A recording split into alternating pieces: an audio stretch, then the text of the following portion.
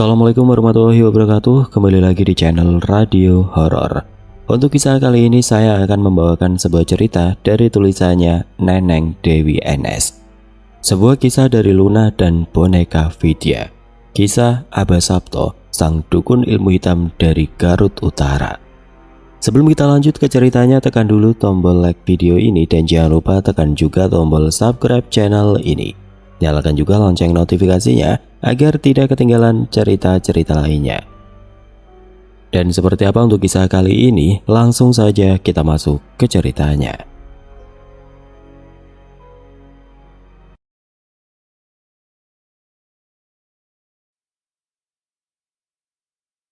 Pagi itu Luna sedang asik membuat adonan kue bolu dan donat untuk dibagikan kepada para jemaah pengajian di masjid nanti sore. Ketika tiba-tiba saja mixer yang sedang dipakainya berhenti mendadak. Hal itu tentu saja membuat Luna kaget. Loh, mixernya kok tiba-tiba mati sih? Pikir Luna bingung.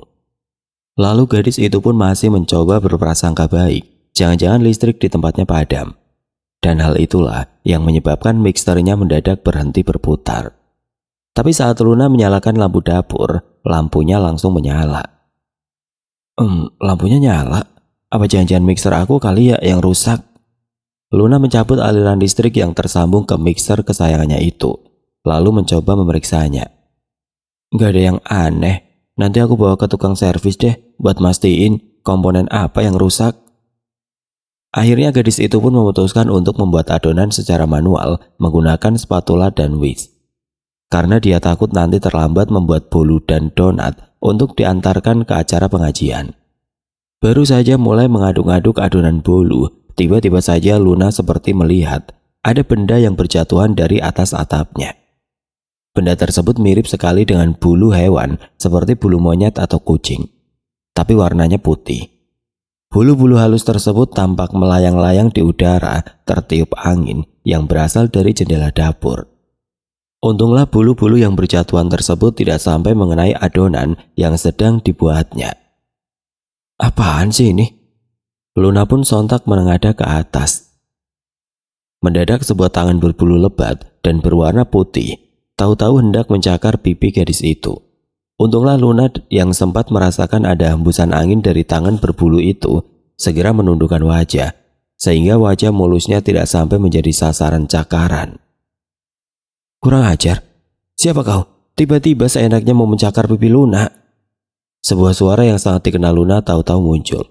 Boneka Vidya yang sejak tadi ikut menemaninya langsung berubah wujud menjadi sosok Vidya, yaitu seorang perempuan cantik berusia sekitar 30 tahun dan memakai pakaian seperti ala-ala pendekar silat berwarna hitam masa lampau. Sosok Vidya langsung melayangkan tendangan ke arah sosok berwujud monyet berbulu putih yang terlihat tidak puas saat menyadari niatnya gagal untuk mencakar wajah mulus Luna. Sosok siluman monyet itu juga kaget pada saat yang bersamaan tendangan kaki kanan sosok Vidya tahu-tahu sudah mendarat telak di bagian punggungnya. Brak! Setelahnya sosok kodam penjaga Luna itu pun berkacak pinggang, memandang galak ke arahnya. Bukannya merasa takut setelah punggungnya ditendang oleh sosok Vidya, sosok siluman monyet itu sambil meringis kesakitan malah balik mengancam Luna dan sosok Vidya. Aku kesini hanya untuk memperingatkan kalian berdua, terutama kau, gadis bau kencur. Jangan coba-coba ikut campur dalam urusan tuanku, kata sosok siluman monyet. Tentu saja ucapan sosok itu sontak membuat Luna kebingungan. Dia melirik ke arah sosok Vidya yang sepertinya juga ikut bingung dan hanya angkat bahu. Apa maksudmu? Aku tidak kenal sama kamu. Tidak kenal juga sama orang yang kau sebut tuanmu itu, jawab Luna sambil bersungut-sungut. Gadis itu masih kesal, sebab tadi wajahnya hampir saja menjadi sasaran cakaran sosok sang siluman monyet tersebut. Nanti juga kalian akan tahu sendiri. Aku datang ke sini hanya untuk mengingatkan saja. Berani kau ikut campur, tuanku tidak akan tinggal diam. Jangan salahkan tuanku kalau nanti kalian hanya tinggal nama. Ancam sosok itu yang tahu-tahu sudah melompat secepat kilat ke arah dinding dapur. Kemudian sosoknya pun menghilang di sana. Kembali Luna dan sosok Vidya saling pandang, bingung. Kepindahan Luna ke kampung tersebut memang mulai banyak memberikan pengalaman baru untuknya. Bahkan kini gadis itu juga mulai berhadapan dengan hal-hal berbau mistis dan horor yang berkaitan dengan identitasnya sebagai seorang indigo. Namun Luna dan Vidya yang tetap dalam kesehariannya menjalani hidup seperti kebanyakan penduduk kampung, Luna tetap berkutat dengan kesibukannya sebagai pemilik toko kue dan catering kecil-kecilan. Tentu saja ada Pak Sahid, sang ayah yang selalu setia menemaninya di rumah. Juga sosok boneka Vidya yang selalu setia melindunginya bila mendapat serangan gaib yang berkaitan dengan dunia tidak kasat mata. Tetap berhati-hati Lun, sepertinya ini adalah pertanda kamu akan berurusan lagi dengan sosok tidak kasat mata dan orang yang memiliki kesaktian tinggi yang mungkin saja akan mengancam keselamatan kamu. Bisik sosok Vidya yang sudah berubah menjadi boneka. Luna hanya mengangguk, kemudian melanjutkan kegiatannya membuat adonan untuk bolu dan donat. Namun dalam hatinya, gadis itu sempat bertanya-tanya, siapa sosok siluman monyet tadi? Lantas kenapa sosok itu datang-datang malah langsung menyerangnya? Sosok Vidya yang masih berwujud boneka berbisik kepadanya, "Sudah, tidak perlu kamu pikirkan Lun. Lebih baik kamu sekarang antarkan dulu semua bolu dan donat ini ke Bu RT, mumpung masih hangat," saran sosok Vidya. Luna mengiyakan, lalu melangkah masuk ke kamarnya untuk ganti baju. Sementara itu di sebuah kampung yang jaraknya cukup jauh dari kampung tempat tinggal Luna, matahari sudah mulai naik ke peraduan. Suara adzan maghrib pun berkumandang dari sebuah masjid yang tepat berada di tengah kampung. Bapak-bapak dan para pemuda pun bergegas mengenakan sarung masing-masing sebelum berjalan menuju musola untuk menunaikan sholat maghrib berjamaah. Di belakang mereka ada rombongan anak-anak yang juga ikut melangkah ke masjid sekaligus untuk belajar mengaji sambil membawa Al-Quran dalam tas masing-masing. Suasananya sedikit riuh dengan suara gelak tawa anak-anak yang begitu bersemangat melangkahkan kaki menuju ke rumah Allah. Sementara itu pemandangan yang berbeda tampak dari sebuah rumah sederhana yang posisinya sedikit menjorok jauh dari perkampungan warga. Suasananya begitu hening dan mencekam. Bahkan suara binatang malam seperti jangkrik, burung malam dan binatang malam lainnya pun seakan tidak terdengar. Bahkan hembusan suara angin malam pun nyaris tidak terdengar menyapa kedatangan malam. Di dalam rumah sederhana itu, tepatnya di sebuah kamar, tampak seorang perempuan bernama Titin. Tampak terbaring tidak berdaya di atas dipan kayu, beralaskan sebuah kasur busa yang sudah lepek. Selembar selimut tipis bercorak bunga-bunga yang warnanya sudah pudar, tampak menyelimuti tubuh kurus Titin. Ya, perempuan malang tersebut saat ini sedang menderita sakit keras, sebuah penyakit yang belum ditemukan obatnya. Bahkan dokter pun tidak bisa memberikan diagnosa yang pasti akan nama penyakit yang kini sedang diderita oleh perempuan berusia 24 tahun tersebut. Tubuh Titin yang awalnya padat berisi kini perlahan mulai terlihat kurus, seperti tulang yang tidak berdaging. Saking kurusnya, bola mata perempuan itu tampak cekung ke dalam. Kedua tulang pipinya yang dulu tembem dan selalu merona merah bila terkena kilatan cahaya mentari, kini tampak kempot seperti pipi seorang perempuan tua yang sudah berusia setengah baya. Penyakit aneh yang diderita Titin sejak 2 minggu yang lalu sedikit demi sedikit mulai menggerogoti kesehatan, juga perlahan merenggut kecantikan yang selama ini menjadi kebanggaan dirinya. Sebelumnya Titin adalah seorang perempuan yang sehat, dengan postur tubuh tinggi dan tubuh sedikit berisi. Rambutnya begitu indah, berwarna hitam selalu dibiarkan tergerai. Penampilannya yang sangat sederhana, tanpa polesan pupur dan pewarna bibir, sama sekali tidak mengurangi aura kecantikan alami yang terpancar dari dalam dirinya. Sampai akhirnya, 2 hari setelahnya malam itu, Titin sedang tidur lelap di samping Bu Siva. Bu Siva adalah ibu kandung Titin. Sejak ayahnya meninggal dunia 3 tahun yang lalu, Titin hanya tinggal berdua saja dengan ibunya. Tidak tega melihat sang ibu yang selama ini menjadi tulang punggung keluarga sebagai buruh pemetik teh. Titin pun ikut membantu beliau dengan menjadi penjual aneka gorengan buatannya sendiri. Ada bakwan, cireng, tahu isi, ubi jalar goreng, combro dan lain-lain yang selalu dijajakan oleh perempuan muda itu menggunakan nyiru yang diletakkan di atas kepalanya. Kemudian dia pun berjalan kaki berkeliling kampung untuk menjajakannya. Tapi kini semenjak menderita sakit, Titin jadi tidak bisa lagi membantu Bu Siva mencari uang tambahan untuk menopang perekonomian keluarga mereka. Bahkan kini Bu Siva jadi harus mengurus sang anak tunggal sendirian. Diawali pada malam Jumat sekitar 2 minggu yang lalu, tepat pukul 12.30 malam. Tiba-tiba saja Titin merasa kesusahan untuk bernafas. Dia rasakan seperti ada sesuatu yang berat sedang menindih tubuhnya. Tubuhnya juga terasa seperti terkunci sehingga susah sekali untuk digerakkan. Mulut Titin sudah megap-megap ingin berteriak memanggil sang ibu. Tapi suaranya sama sekali tidak keluar. Tidak sampai di situ, Titin saat itu juga merasakan seperti ada sebuah tangan tidak terlihat sedang mencoba menarik paksa sesuatu dari atas ubun-ubunnya. Saking kerasnya ditarik rambut panjang Titin sampai ada beberapa helai yang ikut tercabut.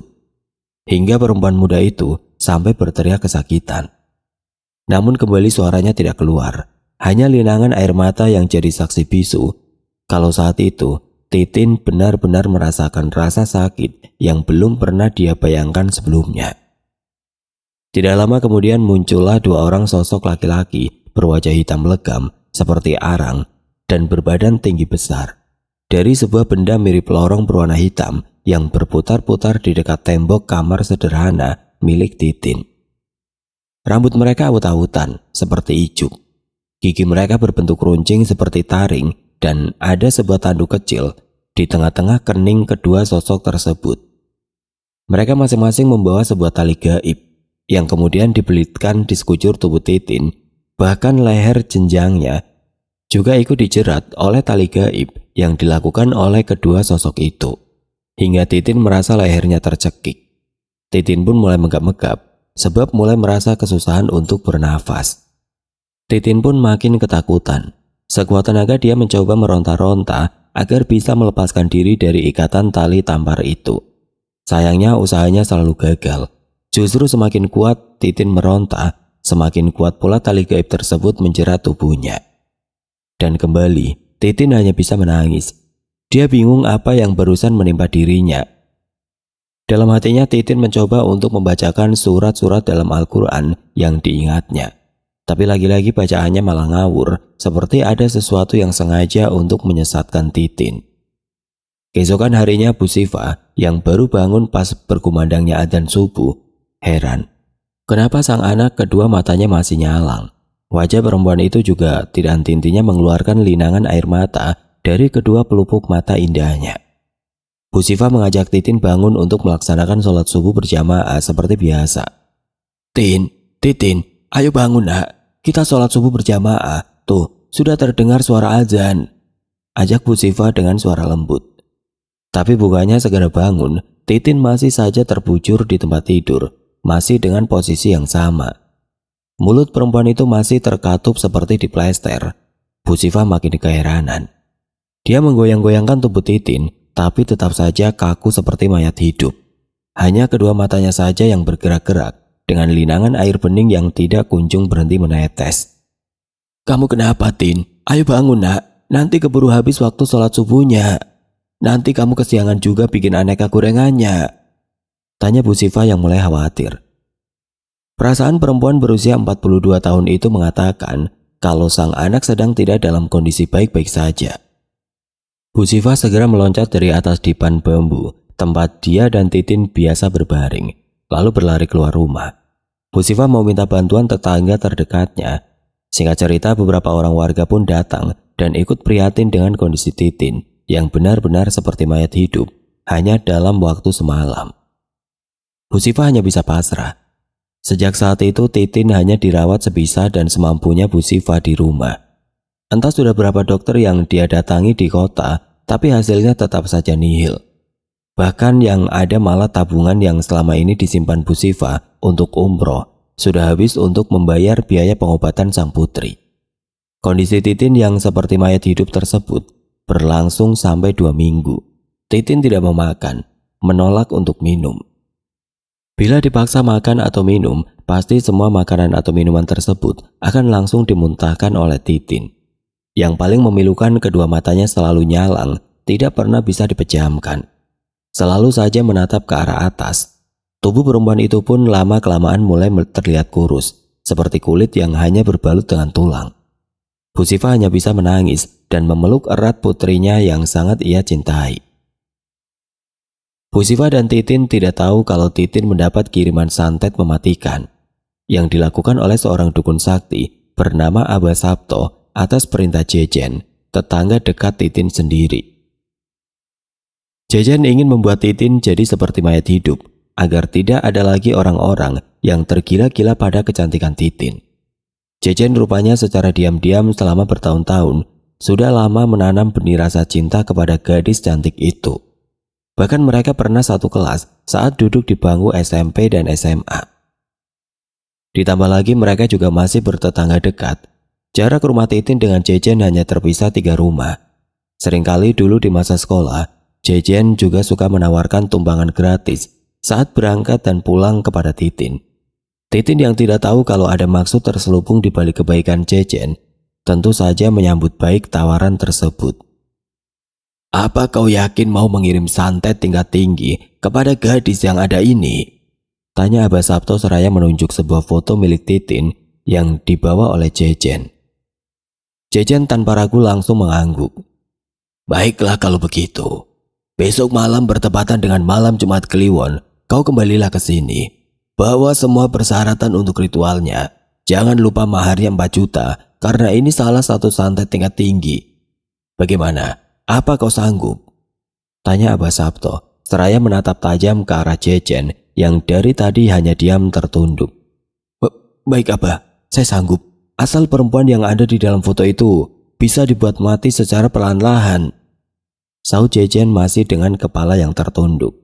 Ya, pemuda itu sama sekali tidak berani menatap ke arah mata Aba Sabto yang tatapannya begitu mengintimidasi dan punya daya magis tersendiri yang membuat dirinya jadi seperti hanya butiran debu di hadapan sang dukun. Singkat cerita, malam itu setelah semua persyaratan lengkap dibawa oleh Jejen di depan kemenyan yang sedang menyala, Aba Sabto pun mulai melaksanakan ritual pengiriman santet yang mematikan dan bisa perlahan membuat korbannya jadi seperti mayat hidup hanya dalam waktu singkat. Di dekat kemenyan terlihat ada beraneka sesajen mulai dari aneka buah-buahan, foto Titin, kembang setaman, aneka jajanan pasar yang diletakkan di sebuah nyiru kecil, apel jin, kopi hitam dan seekor ayam cemani yang masih hidup. Ayam cemani tersebut kedua kakinya tampak terikat dengan tali sedemikian kuatnya hingga tidak bisa bergerak. Tampak ayam cemani tersebut terus meronta-ronta ingin melepaskan diri dari ikatan di kedua kakinya, tapi usahanya gagal. Jejen hanya diam sambil tertunduk. Perasaannya bercampur aduk pada saat itu, ada rasa marah, kesal, takut dan tegang. Semua perasaan itu bercampur aduk dalam dirinya, seperti sebuah adonan kue yang sedang berputar-putar diaduk-aduk oleh sebuah mixer. Suasana hening di ruangan itu terasa begitu mencekam, seolah-olah tidak ada kehidupan. Bibir Aba Sabto tidak henti-hentinya komat kamit, khusyuk membaca mantra-mantra dengan kedua mata terpejam. Entah mantra apa yang Aba Sabto sedang bacakan, yang jelas sesekali terdengar suara geraman juga ikut keluar dari mulutnya, mengiringi mantra yang dia ucapkan. Tiba-tiba muncullah sebuah asap tebal berwarna biru tua yang keluar dari ubun-ubun kepala Aba Sabto. Anehnya, asap tebal itu bukanlah asap tebal biasa. Bentuknya tegak lurus dan saat berbelok pun, bentuknya ikut lurus seperti anak panah. Seperti ada yang mengendalikan oleh sesuatu yang tidak terlihat. Asap tebal itu pun perlahan terbang menuju ayam cemani yang ada di depan Aba Sabto. Untuk beberapa saat, asap tebal berwarna merah itu seperti meliuk-liuk memutari ayam cemani yang masih terikat tidak berdaya, lalu menyelubungi keseluruhan tubuh ayam cemani. Tiba-tiba Aba Sabto membuka matanya dan langsung melotot ke arah ayam cemani tersebut sambil teriak. "Pergi kau Nyai Tantri, penguasa pantai ranca buaya. Segera kau temui gadis yang ada di dalam foto itu, ambil sukmanya, lalu kau ikat dan gantung di atas pohon kapas di tengah-tengah makam tua di pinggiran desa sebelah. Buatlah gadis itu seperti mayat hidup. Bila kau berhasil melaksanakan tugasmu dengan baik, aku akan beri hadiah janin bayi kesukaanmu." Perintah Aba Sabto seraya dilanjutkan komat kamit kembali membacakan mantra. namun kali ini dengan memandang lekat ke arah Ayam Cemani. Disusul kemunculan sosok perempuan cantik memakai pakaian seperti seorang penari jaipongan dengan tatapan matanya yang dingin dan bengis, tersenyum tipis ke arah Abah Sabto.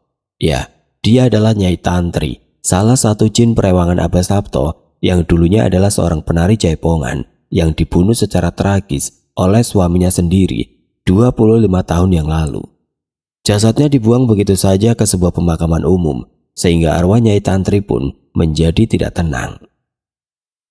Kembali ke Abah Sabto yang masih berkomat-kamit membacakan mantra. Setelah mulutnya berhenti membacakan mantra hanya dalam hitungan sepersekian detik, Ayam Cemani tadi seperti terangkat ke atas, dibungkus oleh kepulan asap merah yang tadi. Ayam Cemani yang masih terikat itu diputar-putar seperti gasing, tapi berada di udara. Untuk mempercepat prosesnya, Abah Sabto juga mengutus jin anak buahnya yang berwujud sosok laki-laki berambut kusut seperti Icuk untuk mengikat tubuh Titin secara gaib. Jejen yang melihat semua itu ikut bergidik ngeri. Aku harus tega. Salah sendiri kenapa Titin malah menolak mentah-mentah cintaku. Aku tidak terima hanya diberikan harapan palsu. Gumam Jejen dalam hati dengan memasang senyum sinis. 2 minggu kemudian setelah acara ritual tersebut, akhirnya Titin yang sudah tidak kuat lagi menahan semua rasa sakit yang dideritanya, akhirnya meninggal dunia, menyisakan luka dan rasa kehilangan yang begitu mendalam untuk Bu Siva. Sebaliknya, sebuah senyum penuh kepuasan bagi Jejen. Bahkan Jejen sampai datang kembali menemui Abah Sabto untuk memberinya bonus sejumlah uang. Sebagai rasa terima kasihnya kepada sang dukun, saat itu Abah Sabto hanya tersenyum penuh arti. Di lain hari ada pasangan suami istri yang dari penampilannya yang lusuh dan wajah mereka yang kusut saja, sudah bisa ditebak kalau mereka berdua hidup serba kekurangan. Pasangan suami istri itu adalah Bu Sunar dan Pak Tarna, yang merupakan warga dari kampung tetangga. Sehari-hari Pak Tarna bekerja sebagai penjual cilok dengan berkeliling dari kampung ke kampung sambil mendorong gerobak bututnya. Namun meski Pak Tarna berjualan dari pagi sampai malam hari, penghasilannya sebagai penjual cilok keliling sangatlah pas-pasan. Jangankan untuk menambah modal untuk berjualan untuk keesokan harinya, buat makan dia bertiga dengan istri dan Puput anaknya saja tidak cukup. Padahal Puput masih berusia 3 tahun, masih butuh banyak asupan makanan bergizi dan susu untuk menunjang pertumbuhannya. Keterbatasan Pak Tarna dan Bu Sunar yang hanya bisa memberinya makan puput seadanya membuat sang anak tumbuh tidak sesuai dengan standar anak-anak seusianya. Tubuh Puput kurus, pipinya cekung dan rambutnya juga kemerahan, tanda anak itu kekurangan gizi. Bukan hanya itu, kondisi Puput juga makin kesini makin sering sakit-sakitan sehingga semakin mengganggu proses tumbuh kembangnya. Kondisi Bu Sunar juga tidak kalah miris. Di saat para istri lain di kampung mereka hidup berkecukupan, bisa makan enak, bisa membeli baju bagus, bisa mengadakan perawatan bahkan sanggup membeli perhiasan, kondisi Bu Sunar malah sebaliknya. Jangankan untuk membeli semua itu, perut perempuan itu malah sering harus menahan lapar ketika sang suami pulang tanpa membawa uang sepersen pun. Sehingga keluarga mereka tidak punya uang untuk membeli beras sekedar pengganjal lapar. Namun Bu Sunar tetap setia, tidak pernah berniat sedikit pun untuk meninggalkan sang suami.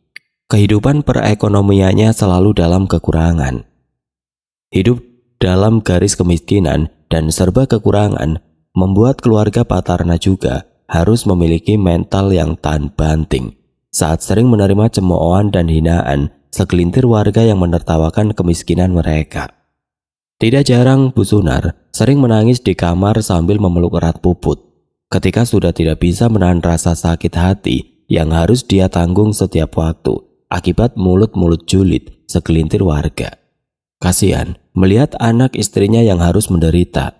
Akhirnya Pak Tarna memutuskan untuk mencari jalan pintas untuk mendapatkan kekayaan, yakni lewat jalur pesugihan. Laki-laki itu sudah gelap mata, sudah merasa tidak punya lagi jalan keluar untuk masalahnya. Makanya malam itu Pak Tarna mengajak sang istri untuk menemui Abah Sabto dengan maksud ingin minta pesugihan agar mereka bisa cepat kaya. Abah Sabto hanya manggut-manggut mendengar permintaan pasangan suami istri itu. Baiklah, pasti akan Abah kabulkan permintaan kalian Tapi Abah hanya ingin mengingatkan, segala sesuatu yang bersifat instan itu ada resikonya, dan apapun resikonya itu harus kalian sendiri yang menanggungnya. Kata Abah Sabto menatap serius ke arah pasangan suami istri tersebut. Pak Tarna dan Bu Sunar tidak langsung menjawab pertanyaan sang dukun. Keduanya tampak saling pandang seakan hendak meminta persetujuan masing-masing, sampai akhirnya Bu Sunar menganggukkan kepala, pertanda tidak keberatan. Kami sudah siap Bah dengan semua resikonya, asal kami bisa mendapatkan kekayaan dan tidak lagi dihina oleh orang-orang. Sahut Pak Tarna dengan suara bergetar, menahan rasa sakit yang mendadak muncul setiap kali teringat bagaimana hinaan dan cemoohan para warga yang ditunjukkan kepada anak istrinya selama ini, akibat kemiskinan yang memangkut keluarga mereka. Baiklah, khusus untuk kalian Abah sarankan menjalani pesugihan jual musuh. Jadi kalian tidak perlu melakukan ritual apapun yang hanya akan memberatkan kalian. Bagaimana? Apa kalian setuju? Tandas Abah Sabto sambil mengusap-ngusap janggut panjangnya. Baiklah Abah, terima kasih sebelumnya. Sambar Pak Tarna cepat. Senyum tersungging di bibir Abah Sabto, tanda laki-laki itu merasa lega karena Pak Tarna manut padanya. Bagus, nanti Abah akan beritahu apa saja syarat-syarat pesugihannya. Tapi yang sekarang kalian harus lakukan, berikan nama-nama orang yang menjadi musuh kalian. Bisa juga nama orang-orang yang sudah membuat kalian sakit hati. Mereka lah yang nanti jadi tumbal dan jadi jembatan penyambung kekayaan buat kalian.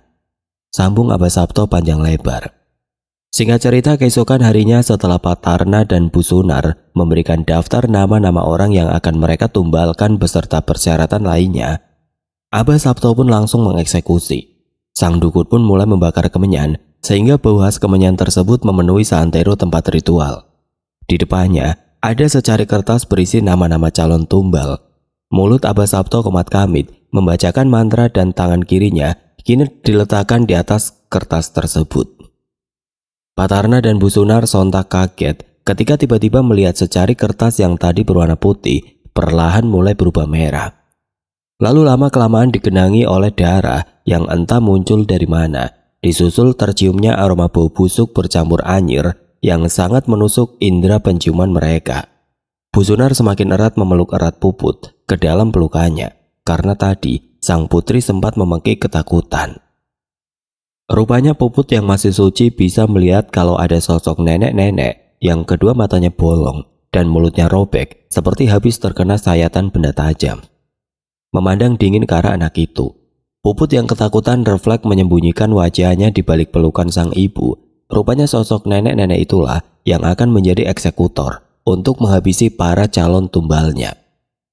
Setelah satu persatu nama yang tertulis di kertas tewas mengenaskan, saat itulah perlahan namun pasti Pak Tarna dan Bu Sunar mulai mendapatkan banyak kekayaan dari setiap tumbal yang sudah diberikan kepada junjungan pesugihan mereka. Dalam waktu singkat, kehidupan pasangan suami istri tersebut berubah drastis. Dulu Pak Tarna yang hanya jadi seorang penjual cilok keliling dengan gerobak bututnya, kini sudah bertransformasi menjadi orang paling kaya di kampung mereka. Semua itu berkat jasa Abah Sabto yang sudah membukakan jalan pesugihan untuk keluarga mereka. Nama sang dukun pun semakin dikenal dan mulai ditakuti oleh para warga yang berada di sekitarnya. Para warga tidak ada yang berani menyapa Abah Sabto, apalagi membuat masalah dengannya, karena takut dikirim santet. Hal itu tentu saja membuat Abah Sabto menjadi semakin jumawa. Laki-laki parubaya itu jadi merasa kalau dirinya hebat, tidak terkalahkan, dan tidak akan ada yang berani melawan. Apalagi di belakangnya ada backingan Abah Kiman, sang kakak kandung yang juga sama-sama berprofesi sebagai dukun beraliran hitam. Suatu kali ada seorang perempuan berusia sekitar 23 tahun datang menemui Abah Sabto. Wajahnya cantik, dandanannya modis dengan riasan make up sedikit menor yang membuatnya terlihat lebih mencolok dibandingkan dengan penampilan para perempuan yang ada di desa tersebut. Klien Abah Sabto kali ini rupanya berasal dari kota Bandung dan sudah pasti dari kalangan berada, sebab dia datang sendirian menemui sang dukun dengan mengendarai kendaraan roda 4 yang kini terparkir di depan rumah Abah Sabto. Mbah, tolong bantu saya untuk melenyapkan perempuan sok kecantikan ini. Dia istri sah dari pria yang saat ini menjadi kekasih saya," kata perempuan bernama Teti itu sambil mengeluarkan sebuah foto seorang perempuan dari dalam tas kulitnya. Kemudian dia serahkan kepada Abah Sabto. Abah Sabto menerima foto tersebut sambil manggut-manggut. Namun pria parubaya tersebut sempat sedikit terkejut ketika sempat melihat ada aura berbeda dari perempuan yang saat ini ada dalam foto itu. Sepertinya perempuan ini bukan perempuan biasa. Ada aura tidak biasa terpancar dari tubuhnya, terutama dari kedua bahunya, gumam Abah Sabto dalam hatinya. Sebagai seseorang yang sudah lama menekuni dunia klinik dan cukup tahu banyak tentang dunia tidak kasat mata, Abah Sabto pun bisa melihat sesuatu yang tidak bisa dilihat oleh orang biasa. Sebagai seorang dukun yang cukup banyak makan asam garam, Abah Sabto juga bisa membaca aura seseorang hanya dengan melihat fotonya. Dan kini, sesuatu yang cukup mengejutkan dilihatnya dari foto calon korban yang akan dijadikan sasaran santet mematikan kiriman darinya. Tepat di kedua bahu perempuan yang ada di foto tersebut, Abah Sabto melihat ada dua buah sayap berwarna putih terang dengan cahayanya yang cukup menyilaukan matanya. Namun hanya segelintir orang yang bisa melihatnya, yaitu orang yang memiliki indera keenam dan indigo. Abah Sabto pun akhirnya tahu kalau perempuan itu memiliki seorang kodam pendamping yang berasal dari silsilah keluarganya. Dia tidak tahu wujud kodamnya seperti apa, tapi bila dilihat dari pancaran energinya, Abah Sabto bisa merasakan kalau kodam yang menjaga perempuan itu tergolong kodam berusia ratusan tahun yang sudah pasti memiliki kesaktian yang tidak bisa dianggap enteng. Bahkan tiba-tiba saja energi di antara mereka berdua langsung bentrok. Sesaat setelah Abah Sabto menatap foto perempuan itu untuk menerawang dan menggali informasi yang lebih dalam tentang calon korbannya tersebut, tangan kanan laki-laki itu langsung merasakan panas seakan terbakar saat memegang foto calon korbannya. Saking panasnya, tangan kanan Abah Sabto refleks melempar foto yang tadi dipegangnya. Panas, wah. Foto itu pun terlempar ke dinding yang berada di samping Teti, kemudian perlahan melayang jatuh menyentuh lantai dingin ruang ritual Abah Sabto.